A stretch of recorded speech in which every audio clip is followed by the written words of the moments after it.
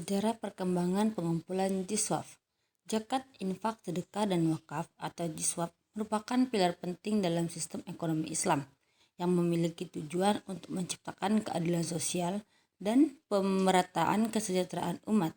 Keempat instrumen tersebut bukan hanya berfungsi sebagai ibadah yang memiliki dimensi spiritual, tetapi juga sebagai instrumen sosial ekonomi yang berdampak luas terhadap kehidupan masyarakat. Sejak masa awal Islam, Rasulullah SAW telah mencontohkan bagaimana sistem pengumpulan dan pendistribusian zakat dilakukan secara teratur, adil, dan bertanggung jawab. Dalam sejarahnya, Rasulullah mengangkat para amil untuk mendata, mengambil, dan menyalurkan zakat kepada 8 golongan penerima. Pada masa Rasulullah SAW, ada pengumpulan zakat tidak hanya terbatas pada zakat fitrah, tetapi juga mencakup zakat harta, hasil pertanian, ternak, dan perdagangan. Para sahabat yang ditunjuk sebagai amil memiliki tanggung jawab besar untuk memastikan bahwa setiap muzaki membayar zakat sesuai ketentuan.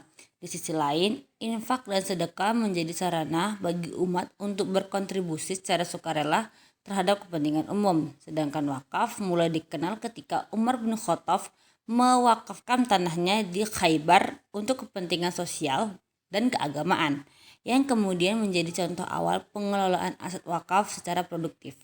Setelah Rasulullah wafat, sistem pengumpulan jiswaf diteruskan oleh para khalifah.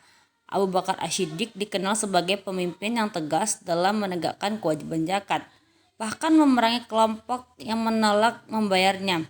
Tindakan ini menunjukkan bahwa zakat dipandang sebagai bagian integral dari sistem sosial ekonomi Islam yang harus ditegakkan secara disiplin. Selanjutnya, pada masa Umar bin Khattab, sistem pengumpulan zakat mulai disusun secara lebih administratif. Beliau membentuk lembaga khusus yang mengelola zakat secara terpusat. Pendistribusiannya merata di berbagai daerah kekuasaan Islam. Sejarah perkembangan pengelolaan jiswaf.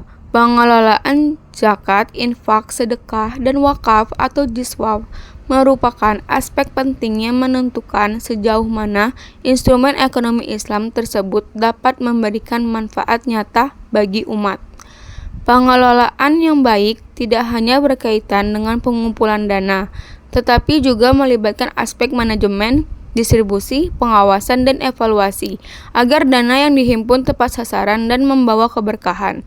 Sejarah mencatat bahwa pengelolaan jiswaf telah mengalami proses panjang, mulai dari sistem yang bersifat sederhana pada masa Rasulullah hingga berkembang menjadi sistem yang modern dan profesional di masa kini.